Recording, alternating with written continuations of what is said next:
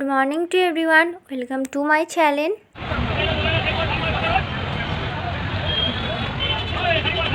হ্যাঁ, এটা হচ্ছে হাওড়া।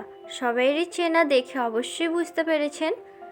তো আজকে আমি বাসে উঠে পড়েছি। তো কোথায় যাচ্ছি ফুল ভিডিওটা দেখতে থাকুন। এই ভিডিওটা অক্টোবর মাসের। তো ভিডিওটা ছাড়বো করে ছাড়া হয়নি। তো এখন আমি ভিডিওটা বানিয়ে ফেলেছি, তাই ভাবলাম এই ভিডিওটা আপনাদের সাথে শেয়ার করেই ফেলি। তো যেই গন্তব্যে আমি যাচ্ছি সেখানে যেতে 45 মিনিট মতো লাগবে। তো আমি এখন গন্তব্যে চলে এসেছি। আচার্য জগদীশচন্দ্র বোস ভারতীয় উদ্ভিদ উদ্যান। হ্যাঁ, এটা হচ্ছে বোটানিক্যাল গার্ডেন। এখন আমি চারিদিক দেখতে দেখতে টিকিট কাটতে চলে যাচ্ছি। তো এখানে কি সুন্দর লাল ফুল হয়েছে আর ওপাশে হয়েছে সাদা সাদা ফুল, দেখতে কিন্তু বেশ লাগছিল। তো আমি টিকিটটা কেটে নিই। তো এখানে টিকিটের মূল্য কিন্তু এক একজনের 30 টাকা করে। আর এই বোটানিক্যাল গার্ডেন প্রতিদিনই খোলা থাকে সকাল 9টা থেকে বৈকাল 5টা পর্যন্ত। তো এবারে আমি টিকিট কেটে ঢুকে পড়েছি বোটানিক্যাল গার্ডেনে। তো এখন আমি হাঁটতে লেগেছি। তো কোথায় যাব? দিশাহারা। জন্য আছে ম্যাপ। এটা হচ্ছে বোটানিক্যাল গার্ডেনের ম্যাপ। তো বোটানিক্যাল গার্ডেনের মেন লক্ষ্য হচ্ছে আমার বট গাছ। এটি ইন্ডিয়ান বোটানিক্যাল নামে পরিচিত, আর এটি অবস্থিত হাওড়ার শিবপুরে। তো কলকাতায় সবাই এটি বোটানিক্যাল গার্ডেন নামে খ্যাত। এই গার্ডেনটা হাওড়া শিবপুরে হুগলি নদীর তীরে অবস্থিত। এটি 1786 সালে কর্নেল আলেকজান্ডার কিট এর দ্বারা প্রতিষ্ঠিত হয় এই বোটানিক্যাল গার্ডেন। তো আমি এখানে একটি বড় পুকুর দেখতে পেয়েছি। তো এই পুকুরে অনেক বড় বড় পদ্ম পাতা আছে, যেগুলো আমি প্রথমবার দেখেছি। এই বড় বড় পদ্ম পাতাগুলো এই পুকুরের আশপাশে অনেক আছে। তো আমি এখানে একটু বসে পড়েছিলাম। তো হাঁটতে হাঁটতে আমি এখন চলে যাচ্ছি বট গাছের কাছে। আমি এখানে ব্যাগ দুলাতে ঘুরে ফিরে হাঁটতে হাঁটতে যাচ্ছিলাম। তখন একটি কাকুর সাথে দেখা হলো। তো কাকুটাকে জিজ্ঞাসা করতে কাকুটা আমাকে বলল যে সোজা গিয়ে ডান দিকে চলে যেতে, ওখানেই নাকি বট গাছটা আছে। তো সেই অনুযায়ী আমি হাঁটতে হাঁটতে চলে যাচ্ছি। তো চারিদিকটা শুধু বন আর এরকম পুকুর, আর কিছুটা দূরে গিয়ে বসার সিট। তো আপনাদের মনে হতেই পারে যে ম্যাপ তো দেখলাম, কিন্তু ম্যাপ অনুযায়ী যাচ্ছি না কেন? কারণ ম্যাপ অনুযায়ী গিয়েছি, আমি কিন্তু খুঁজে পাইনি। তো তারপরেও আমি ফোনে ম্যাপ অন করেছিলাম। তো লোকেশন দিয়েও শুধু বোটানিক্যাল গার্ডেনটাই দেখাচ্ছে, যে নির্দিষ্ট কোথায় গাছটা আছে ওটা কিন্তু দেখাচ্ছে না। তো আমি এই দিকে যাওয়ার সময় এখানে যারা পরিষ্কার করে ঝাঁট দেয়, তো তাদের সাথে দেখা হয়। তো তাদেরকে জিজ্ঞাসা করতে বলল এই সোজা গিয়ে বাম দিকে চলে যেতে, ওখানেই নাকি বটগাছটা আছে। তো এই রোদে হাঁটতে হাঁটতে এখন চলে যাচ্ছি মেন টার্গেট বটগাছ দেখবো বলে। তো আশপাশে একটা লোকও নেই, শুধু পাখির আওয়াজ আর মৃদু হাওয়া বইছে। ভালোই লাগছে, কিন্তু বটগাছটা খুঁজে পাচ্ছি না, তাই জন্য মনটা খারাপ লাগছে।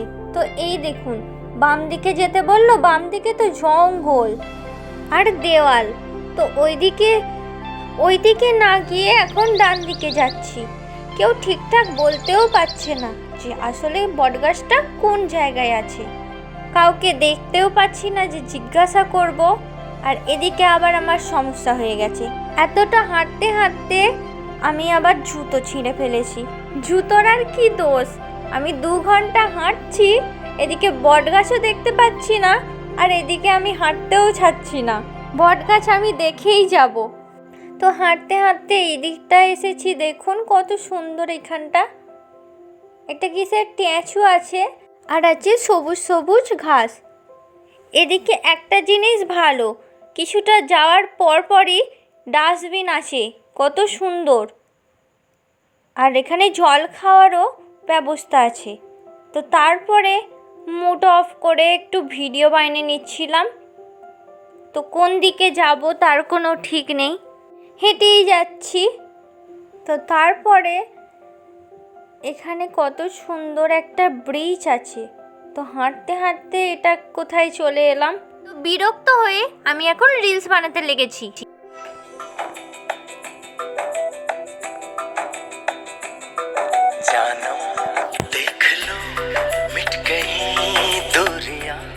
তো আবারও এখানে দেখছি যে সেই রকম পদ্ম ফুলের পাতা আছে।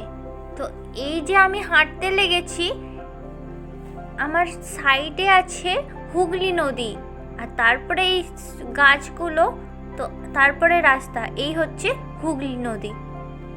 তো সেই হুগলি নদীর গা দিয়ে রাস্তা, সেই রাস্তা দিয়ে এখন হাঁটতে হাঁটতে চলে যাচ্ছি। এখানে কি সুন্দর সুন্দর ফুল হয়েছে। আর এই যে ল্যাম্পশিটের মতো গাছগুলো কাটিং করেছে, খুবই সুন্দর লাগছে দেখতে। তো 2 ঘন্টা হাঁটার পর বটগাছ তো আর খুঁজে পেলাম না, এই দিকটা হাঁটছি, বেশ খুব সুন্দর লাগছে। এরপরে এই ফুল গাছগুলোর পর দেখছি এখানে পদ্ম ফুলের চাষ করেছে। তো এখানে গেটটাও পদ্ম ফুলের, আর এখানে কত ধরনের পদ্ম ফুল ফুটে আছে তার সম্বন্ধে এই চার্টে লেখা আছে। যাই হোক, বটগাছ তো দেখতে পেলাম না, তাই এখন বাড়ি যাব বলে ঠিক করেছি। তো আসার পথে একটি জায়গা দেখতে পেলাম, এখানে লেখা আছে প্রকৃতির পথ, নেচার ট্রেল। তো একটা লোক সাজেস্ট করলো যে তোমরা ভিতরে গিয়ে দেখো, আর একা নয়, দুজনে গিয়ে দেখো, একা গেলে ভয় লাগবে। তো ভিতরে আমি চলে যাচ্ছি। এখানে লেখা আছে পঞ্চবর্তীর পথ। তো এখানে সব অনেক ঔষধি গাছও আছে। তো এখানে লেখা আছে দন্তকারণ্য পথ। তো আমি অল্প অল্প গিয়ে ফিরে আসছি, যেহেতু অনেকটা ভিতর দিকে, আর অনেক লেটও হয়ে গিয়েছে, যেহেতু পুরোটা যাওয়া হচ্ছে না।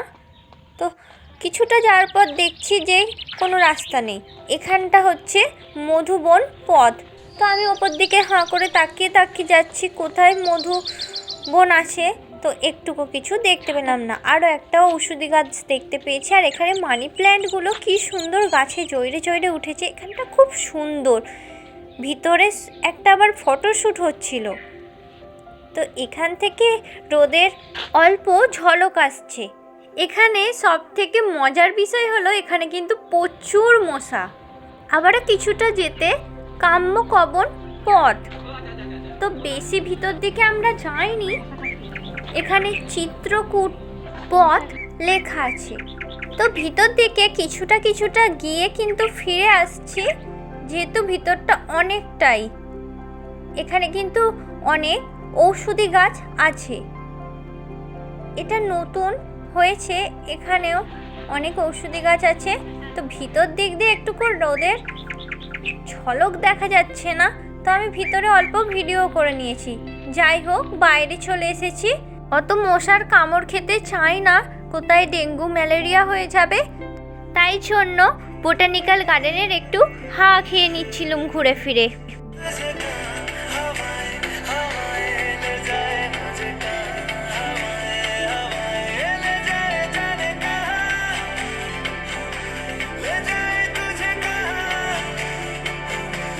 যাই হোক, এবারে আমি বাসে চড়ে হাওড়া স্টেশনে চলে যাচ্ছি।